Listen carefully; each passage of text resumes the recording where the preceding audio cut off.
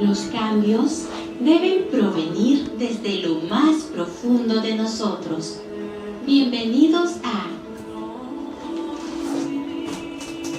El Despertar del Ser, programa auspiciado por la Gran Fraternidad Universal.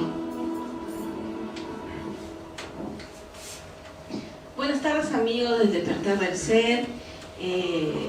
Los hemos extrañado mucho y en este programa especial queremos justamente cerrar el ciclo de conferencias que hemos tenido en la Gran Fraternidad Universal sobre la iniciación. Y el tema es justamente eso, la iniciación, más o menos partiendo como resumen todas las conferencias que ya hemos tenido, ¿no? Y saludamos a Juan Carlos, que también nos acompaña acá. Gracias, Pamela. Buenas tardes con todos. Estamos aquí en Despertar del Ser, en Radio TV Holística. Es un gusto tener aquí presente a Carlos Alberto Irigoyen y al doctor Luis Felipe Reategui, quien es ecologista, quienes han venido hoy día a hablarnos sobre la iniciación. Durante las últimas semanas hemos hablado sobre la iniciación de diferentes maneras. La iniciación andina, la iniciación real, simbólica, la iniciación en la era de Acuario. Entonces, hoy vamos a tener un resumen completo de todas esas charlas que hemos tenido alrededor de todas estas semanas, y aquí nuestro amigo Carlos Alberto, pues, que es un especialista en este tema, nos va a empezar a hablar de ello. Muchas gracias, Juan Carlos. Pamelita, muchas gracias. Hola, Giovanna, ya te hemos saludado, estás detrás de controles. Te extrañamos ayer, pero estuviste bien representada, Pamela, porque Juan Carlos sí se hizo presente. Efectivamente, a lo largo de todo este mes, el recuento que ha hecho Juan Carlos es tan preciso como tus preguntas acerca de cómo empezar con la práctica de la yoga, hay que entender, ¿no?, para poder dar ese primer paso en el sendero. Pero tú viste ayer, Juan Carlos, que la conclusión, ¿no?, sobre qué es la iniciación fue aquella de que, en definitiva, la iniciación no es otra cosa que la vida, ¿no? Es la vida misma. La vida misma sobre la cual nosotros tomamos conciencia, nos damos cuenta de nuestro papel, de nuestra ubicación en la vida, y entendemos de qué forma la vida fluye a través de nosotros, cómo nos armonizamos y cómo nos sintonizamos con este maravilloso, con este portento, con este milagro que realmente es la vida. Y es por esto que, créanme, es un honor, un privilegio y una satisfacción, al igual que para ustedes, darle la bienvenida a Luis Felipe Reategui, quien es fundador de todo el tema de la ecología, del movimiento ecologista. Él y Clarita Cipriani han sido los pioneros, ¿no?, de un movimiento que, claro, hoy nos resulta familiar, pero que hace unos pocos años atrás, mira, era bastante entre comillas raro, tan raro como ser vegetariano, tan raro como practicar yoga, ¿no?, tan raro como estar hablando de la nueva era, tan raro como estas cosas que hoy, por el contrario, desde una perspectiva holística, con un abordaje como el que tenemos aquí, podemos hablar incluso del despertar del ser, ¿no?, como comentábamos en varias de las semanas anteriores. Y es que el ser se despierta, ¿cómo es eso que se despierta el ser? Pero desde la primera perspectiva, ¿no?, con que viéramos el tema de la iniciación a la luz de la tradición andina, y que comentábamos ayer el valor del sentido comunitario y de la relación con la tierra, es que entonces le pediría a Luis Felipe que, con la experiencia que él tiene en estos años, en estos temas, que nos diera una impresión, un sentimiento, que tuviera esa proyección hacia el público que nos escucha, que nos está viendo en estos momentos. Gracias, Carlos Alberto. Gracias a la emisora holística, que ha tenido la gentileza, ha tenido bien invitarme para esta tarde. En realidad, igual que Carlos Alberto, soy discípulo de la Gran Fraternidad Universal. Y los discípulos de la Gran Fraternidad Universal, como extraños en la noche, hace más de 40 años, buscábamos la forma cómo llegar a la humanidad para que la humanidad empiece a entender la funcionalidad de la vida. Pues yo encontré que la ecología es la ciencia que estudia la funcionalidad de la vida, diríamos los prolegómenos de la funcionalidad de la vida. Y conjuntamente con mi esposa fundamos una institución que tenía 4 ejes básicos: la ciencia ecológica, el arte ecológico, la didáctica ecológica y el hacer ecológico, es decir, la investigación científica orientada a entender la funcionalidad de la vida, el arte en el sentido de pasar del caos al orden para hacer la armonía en la vida de la sociedad, la didáctica en el sentido de educar, de orientar la educación tomando como base la ecología para el entendimiento que todos somos uno y el uno es el ordenador del todo. Y el hacer ecológico en el sentido de la acción, la voluntad bien orientada, bien ordenada, bien discernida científicamente, para que el accionar del hombre en la colectividad no sea entrópico, no sea destructor, sino más bien se oriente hacia una sinergia, hacia una unión de todas las partes de la vida para hacer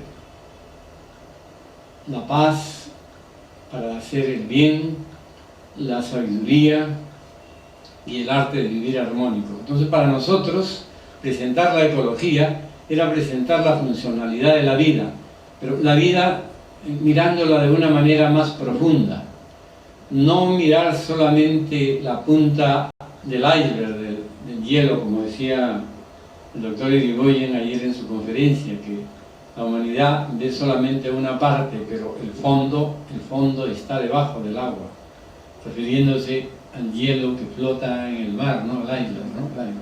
Y en realidad así es la vida. Entonces, Ernest Haeckel fue un zoólogo alemán que se dedicó a estudiar cómo era la vida en diferentes zonas. Esas zonas que él le marcó para estudiar se llaman hoy ecosistemas. Y él estudió cómo la variación de uno de los 4 elementos, cualquiera de ellos, el aire, el agua, el fuego o la tierra, ¿no?, hacía variar totalmente la morfología de los seres vivos de esa zona.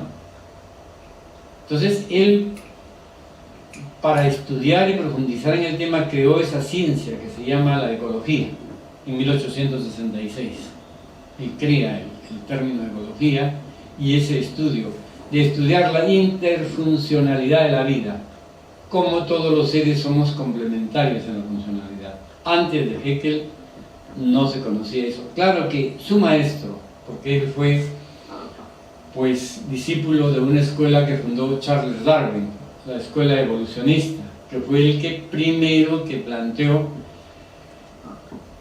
que no solamente nos había creado Papá Dios, sino que era todo un proceso de la creación del hombre, y que en ese proceso de la creación del hombre pues intervenían los diferentes elementos que a nivel micro, pequeñísimo, ¿no?, se llaman pues carbono, nitrógeno, hidrógeno y oxígeno, el famoso chon de los científicos, ¿no? Por eso el símbolo del Instituto Ecológico es una cruz, ¿no?, de 4 ramas que viene a ser aire, agua, fuego y tierra, carbono, hidrógeno, oxígeno y nitrógeno, ¿no?, o ciencia, arte, didáctica y filosofía, ¿no? Es decir, como una cruz sintética de orientación al hombre. Naturalmente tomamos este símbolo porque es el símbolo de la iniciación, la cruz equilibrada, ¿no? representando los 4 signos fijos del zodiaco. La tomamos como símbolo del Instituto Ecológico en razón de que nosotros llegamos a este conocimiento estudiando las obras del Dr. José Reynold de la Ferrier, fundador de la Gran Fraternidad Universal, y como discípulos de él, que nos enseñó primero al hombre a ser libre, ¿no? Difundir su enseñanza. Y eso es lo que venimos haciendo hace casi medio siglo.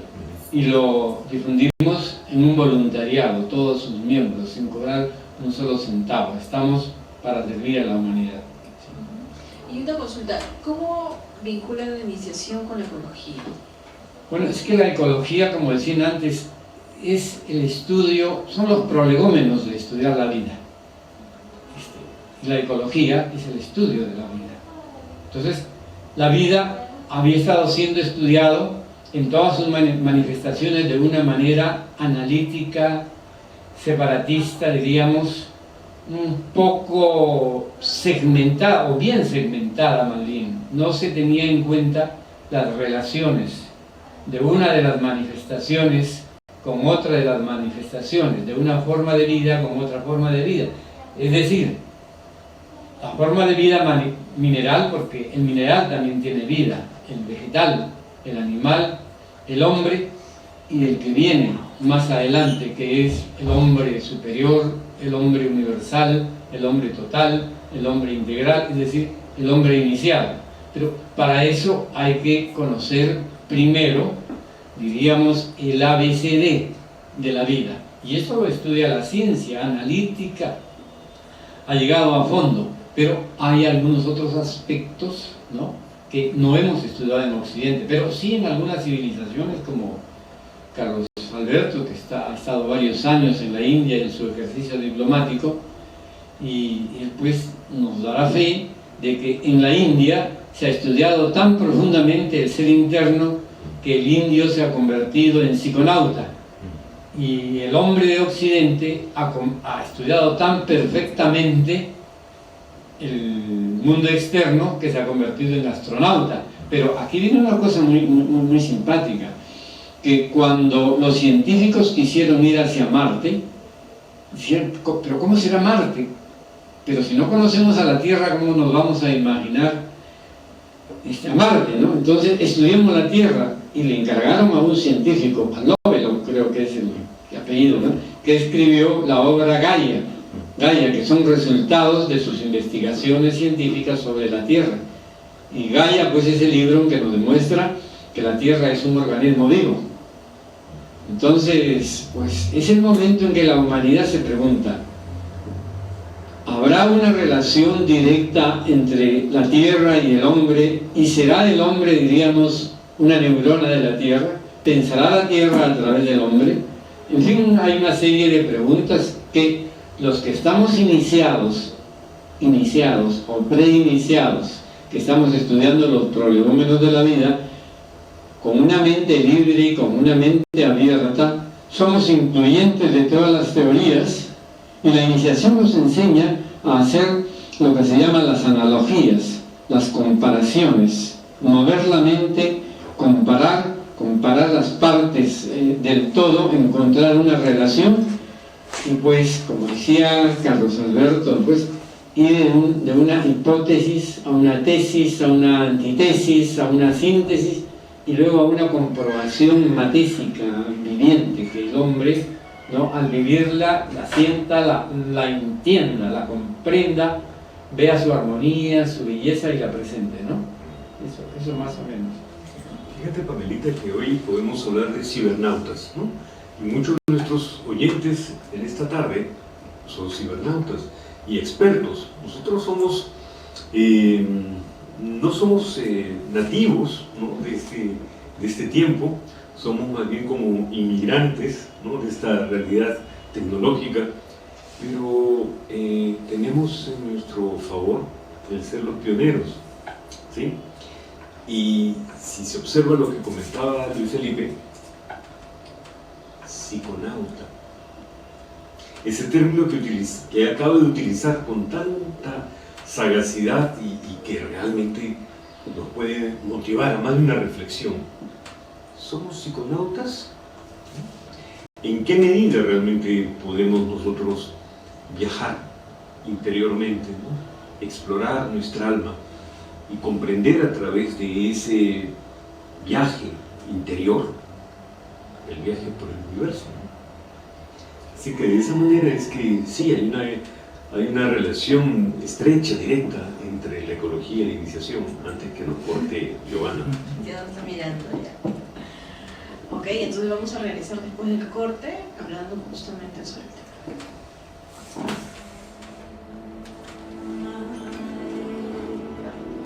Interesante, muy bien.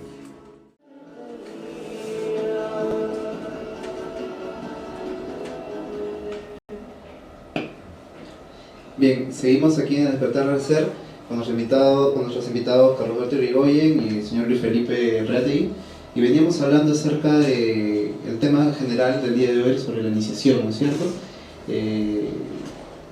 Pamela había hecho una pregunta muy interesante hace un momento, ¿no? O sea, el vínculo que tienen estos dos elementos. Sí, nuestros amigos televidentes, en el momento en que estamos en el corte, claro, escuchan, pero también nos siguen viendo, mientras no nos pueden escuchar, pero ven que estamos conversando. Si hubieran podido captar el discurso y escuchar realmente la conversación, la respuesta fue vertida en los términos de la ecología, precisamente, ¿no? Y la pregunta iba: ¿cuál es la relación entre la ecología y la iniciación? Y tú puntualmente dijiste: ¿cómo es que el hombre se conecta con el universo?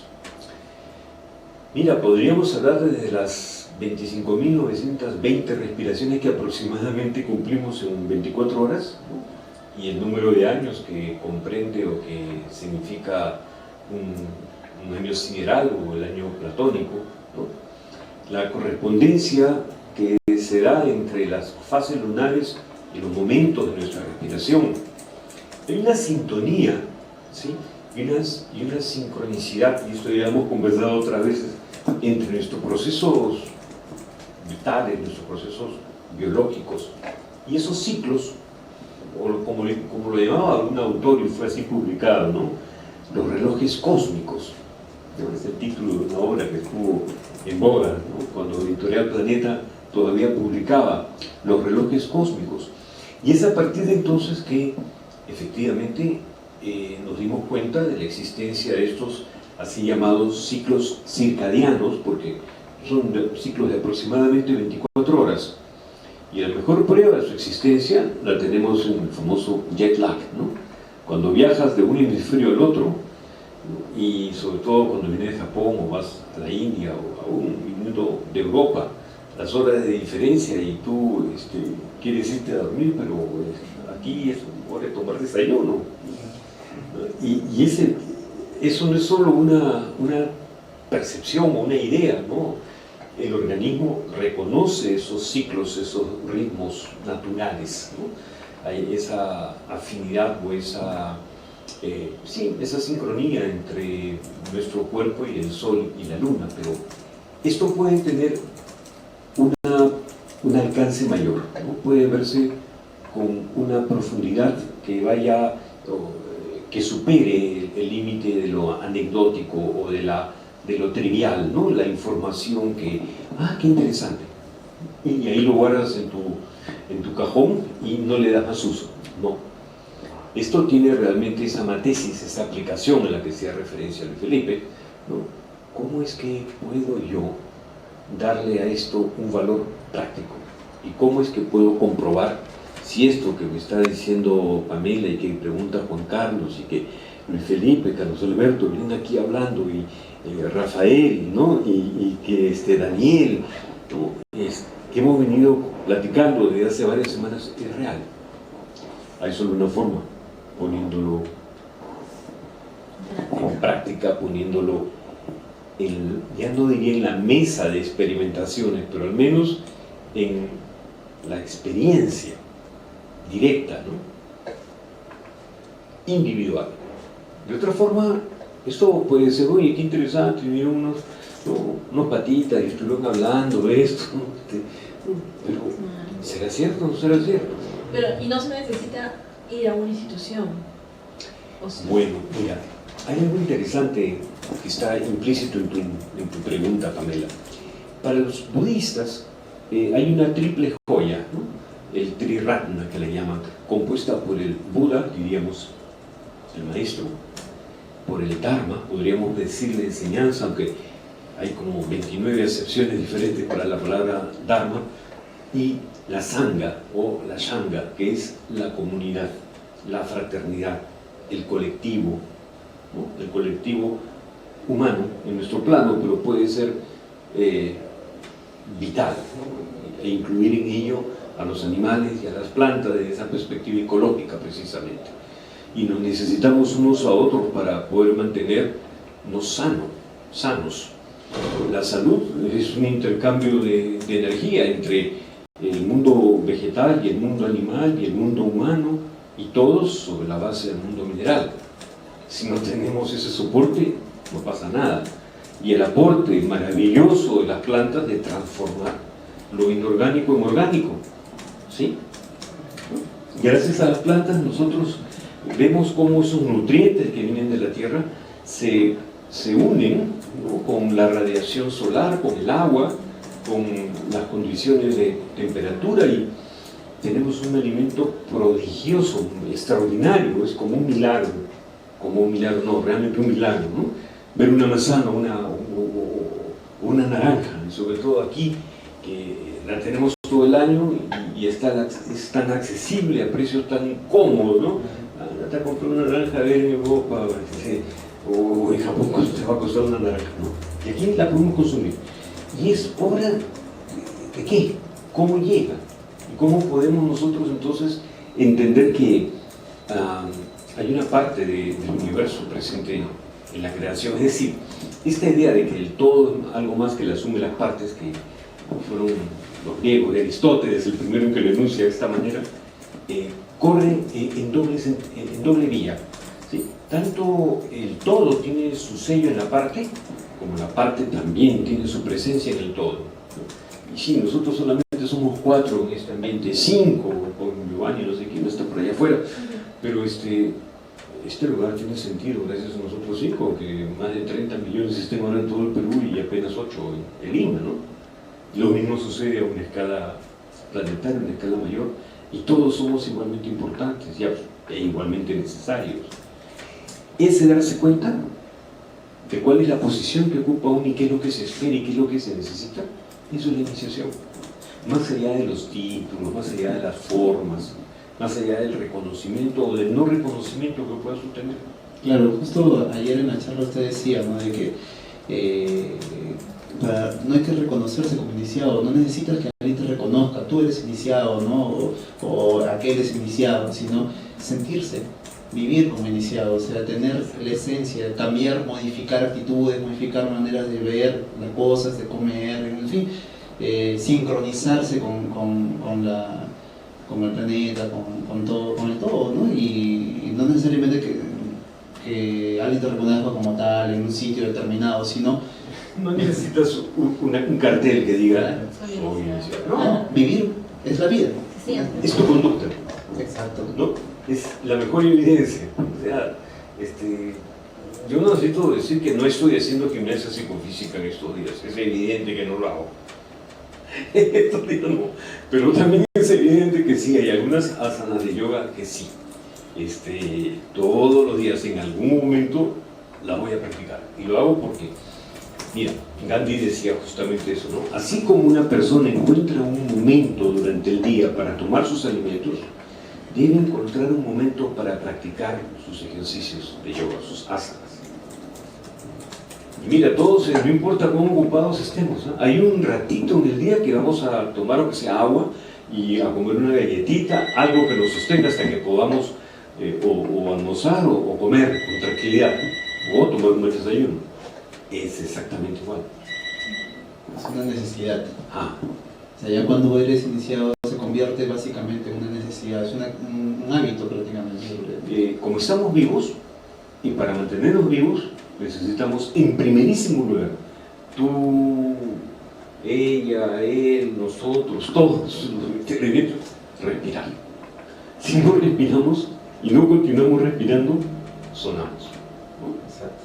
Bien, de esa misma manera en que tenemos que asumir la forma de respiración, el cómo, el para qué, el por qué, ¿no? Tenemos que darnos cuenta el cómo, el por qué y el para qué de nuestra propia vida. Claro que sí. Y a mí me gustaría saber cuáles son las actividades del Instituto, ¿no?, de Ecología. Bueno, nosotros tenemos una actividad intensa educativa.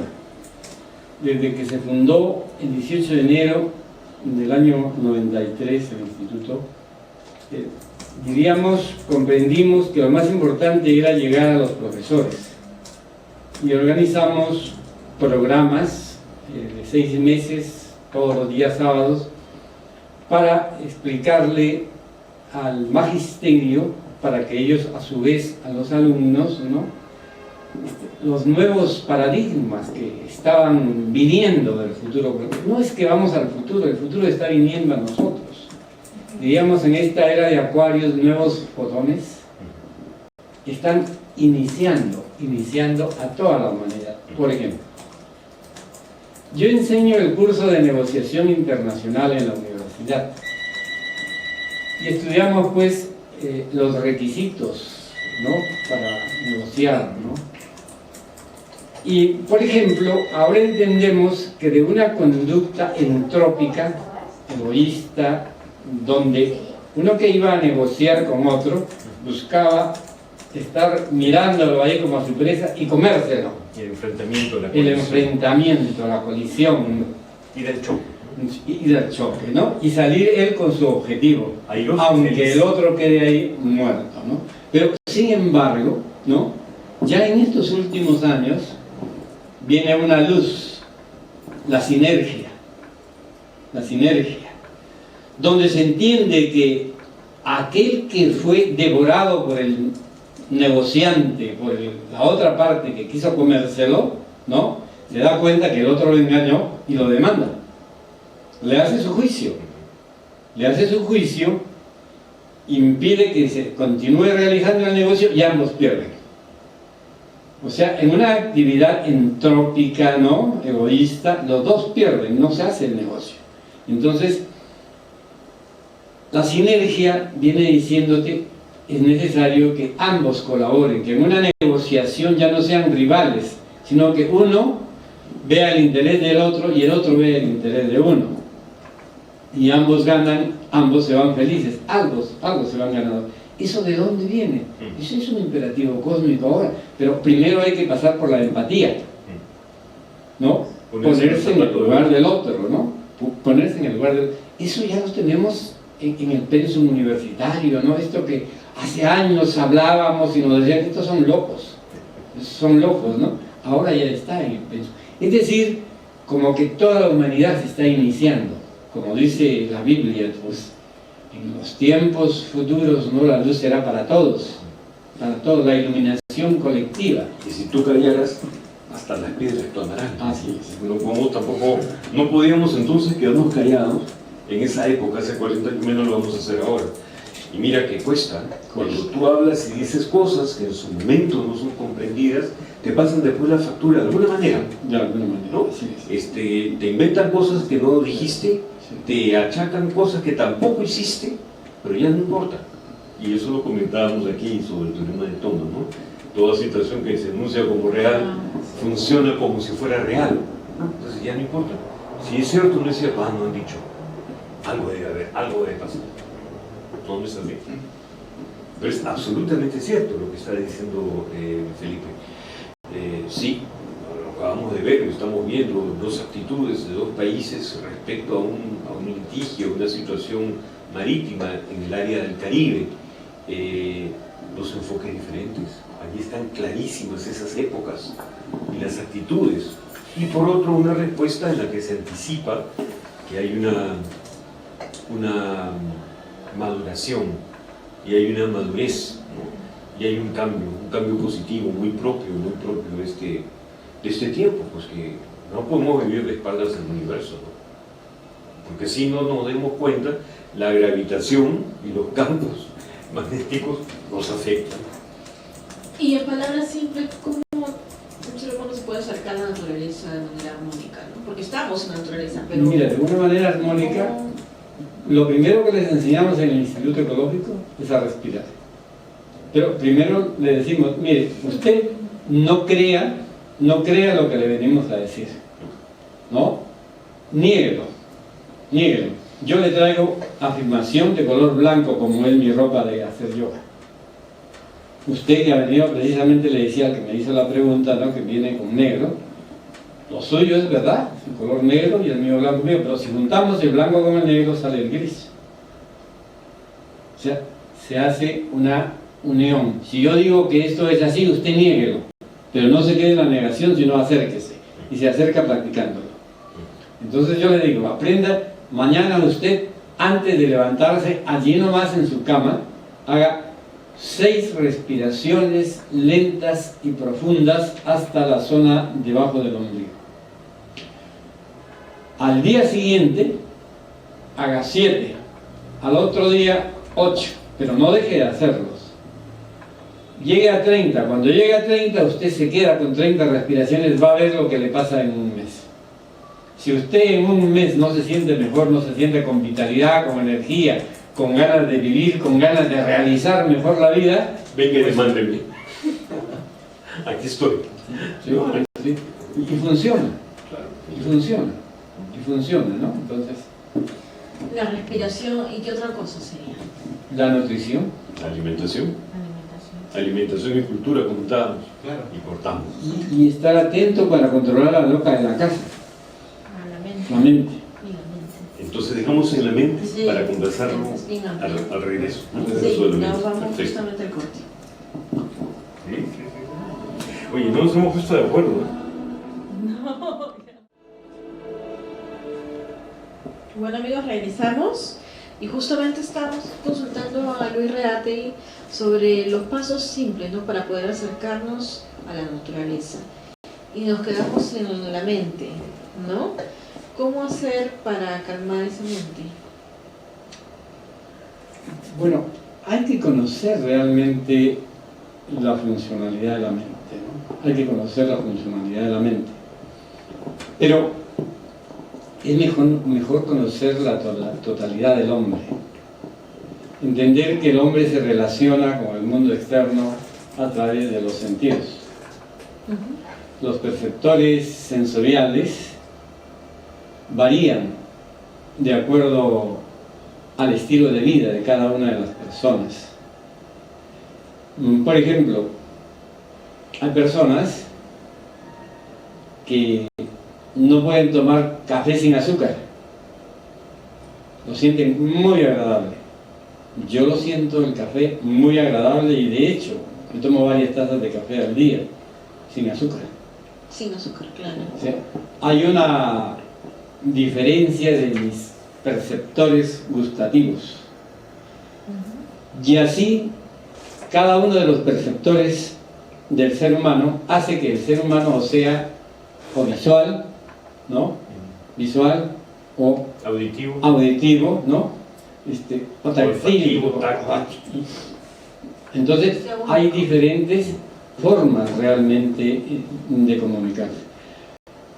Pero todo ello es procesado a través de la mente, ¿no?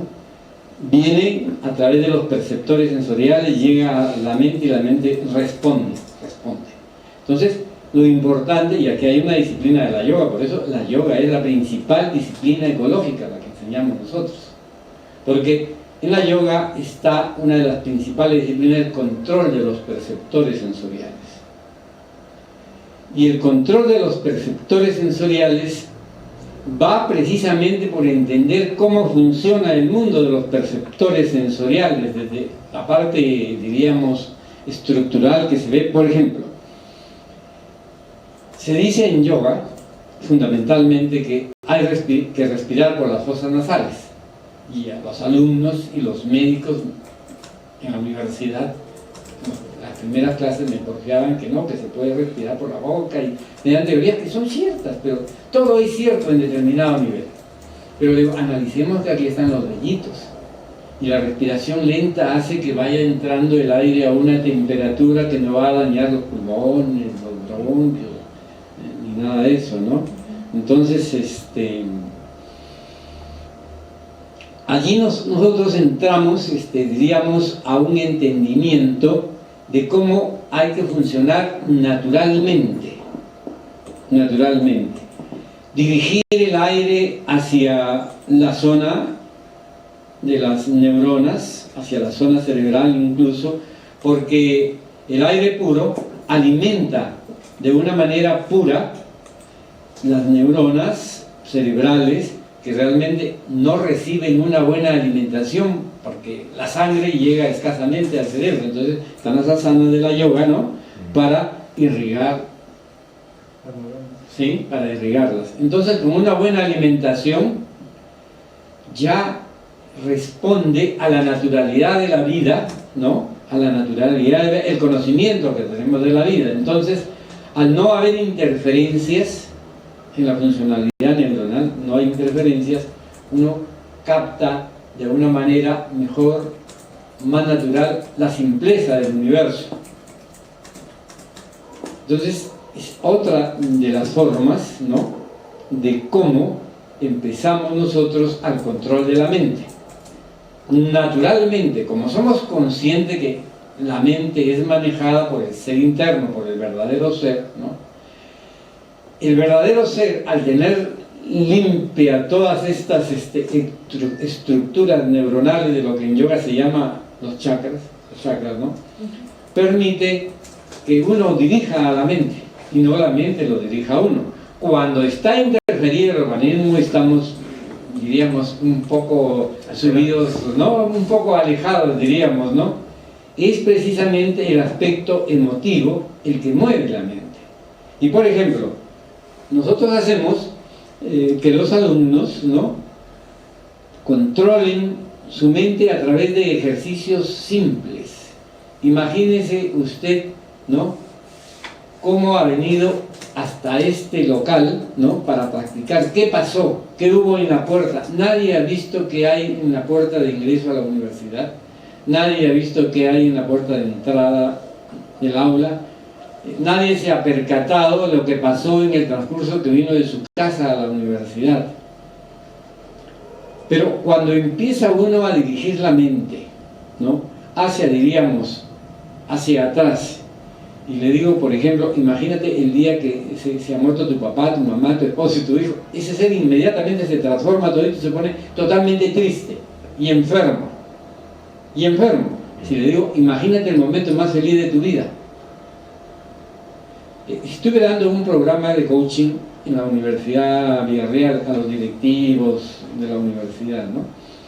Y cuando les decía que se imaginen el momento más feliz de su vida, observaba el rostro de las mujeres, de las decanas, de las directivas, ¿no?, cómo se iluminaba de felicidad, de alegría, y todas igualitas. Y la de los hombres también. Entonces, a la primera le dije, ¿qué se imaginó usted? El nacimiento de mi primer hijo.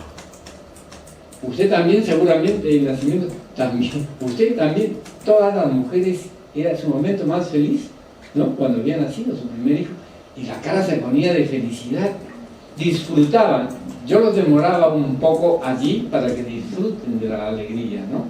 Naturalmente no los llevé nunca que se imaginen la pérdida de un querido, ni hablar, porque eso sería un suicidio, ¿no? Un suicidio, ¿no? Entonces, la mente uno puede llevarla, pero para llevar la mente, para controlar la mente, uno tiene que tener limpio el organismo, sin nutrición que altere, ¿no?, que altere eso, ¿no?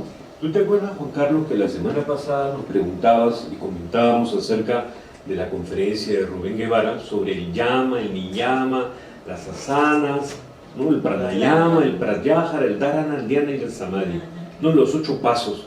Y entonces en ese primero, yama, que eran las abstinencias, decíamos abstenerse de todo aquello que haga mal, el primer paso.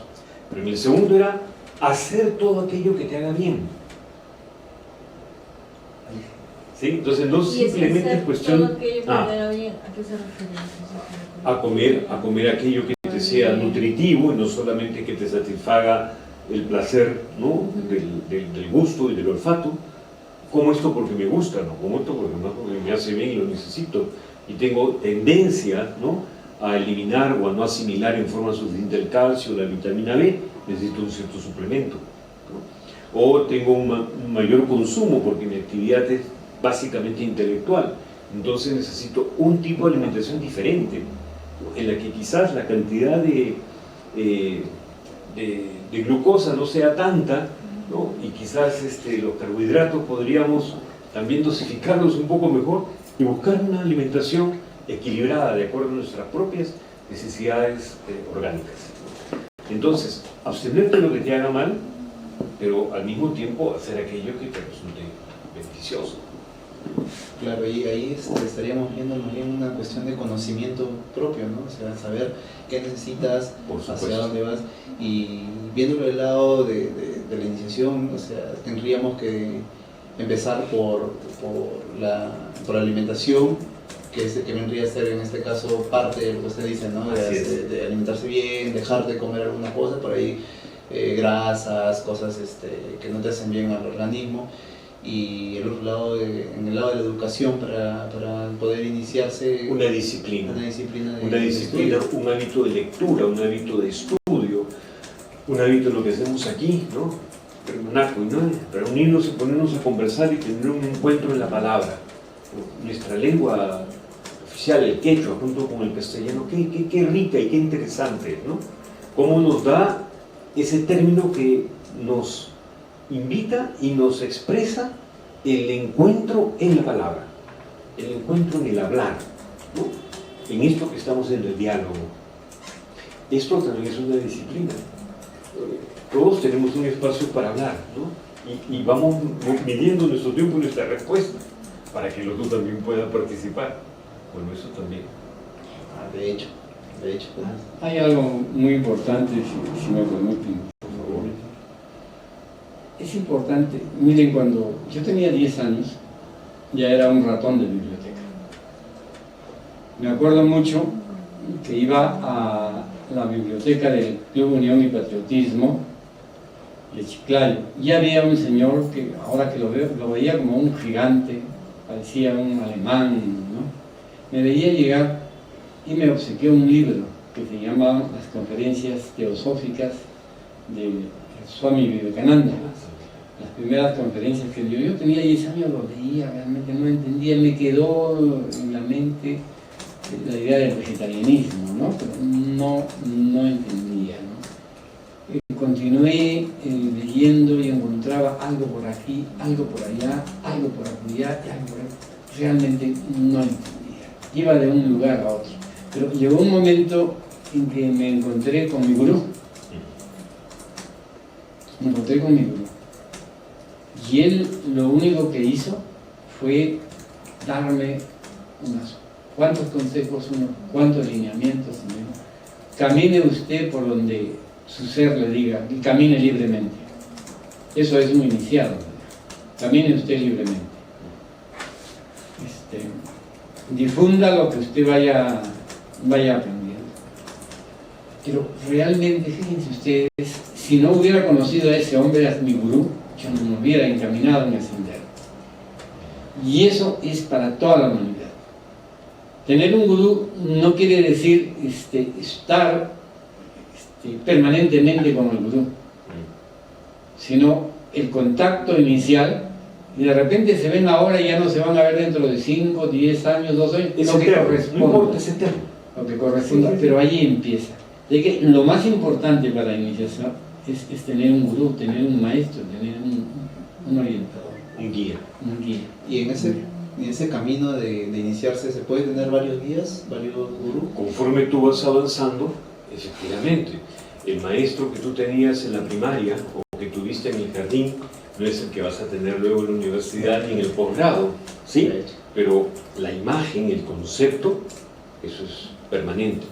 Y cuando tienes ese encuentro, mira, los hindúes dicen, todo aquel que puede enseñarte algo o aquel de quien tú puedes aprender algo, ese es tu gurú. Claro, ellos hacen luego la diferencia entre el Siksha Guru, que es ese, Y el Diksha Guru es aquel que te transmite la iniciación, aquel, como decía Luis Felipe, que te da ese encuentro, ese tinku, ¿no? Hablando de nuestra tradición andina. Y cuando se produce eso, eso es de una vez y para siempre. No importa que no lo vuelvas a ver, entre comillas, al Gurú, ese toque, eso es eterno y permanecerá contigo no solo hasta el instante de tu muerte, sino más allá de ella también, y te volverás a encontrar. Eso es eterno. Por siempre. En esta y en otro vida. Y en otras. Y no solo en este plano de existencia o en este plano de la realidad y en este universo, ¿no? Hoy, por ejemplo, con todo el tema de la teoría de las cuerdas, con todo lo que nos abre la física cuántica, ya pues nos damos cuenta que aquellos que, entre comillas, no están para la percepción sensible, ¿no? Para la pero fíjate, el sexto sentido es justamente la mente. Y tenemos que adiestrar nuestra mente de la misma manera en que vamos educando el olfato, el oído, el gusto, el tacto, ¿no? También tenemos que ir adiestrando la mente. Y por eso es que pasado mañana, que tenemos la meditación de la luna llena del arquero, Es la de Sagitario. en la de Sagitario, están las puertas abiertas, bienvenidos. Lo único que necesitarás será llevar tu ropita blanca, una toalla, llegar antes de las 6, porque a las 6 en punto empezamos. Así que está dentro del programa de lo que constituye pues las actividades de la Gran Fraternidad Universal. Sí, amigos, están todos invitados entonces al miércoles, ¿verdad? Sí. A las 6 de la tarde en la luna llena de Sagitario. Y creo que llegó la hora, ¿no? Sí. Entonces, con eso nos despedimos. Agradecemos a nuestros invitados por esta tan importante charla y más que nada interesante. Y bueno, espero que los televidentes en este caso nos hayan podido entender y podido comprender el fin de la iniciación, ¿no? Y para qué sirve y hacia dónde nos lleva. Y este domingo tenemos charla de... Sí, pero este domingo ya es 2 de diciembre y entonces, como es diciembre y es Navidad, entonces todo el mes de diciembre va a estar dedicado a la Navidad, desde la estrella de Belén, el cómo y el porqué de los villancicos y de los nacimientos, ¿no? Cómo hemos de recibir la Navidad, la historia de esta canción tan famosa, Noche de Paz, ¿no? Noche de Amor, en fin, le vamos a pasar todo el programa tríptico para el mes de diciembre, pero obvio es que el tema es la Navidad. Ya, así que igual están invitados para el domingo a las 11 de la mañana. Así es. ¿Okay? Muchas gracias. Nos despedimos y hasta el próximo. Hasta luego. Muchas gracias, Luis Felipe. Paz y salud en su vida. Paz.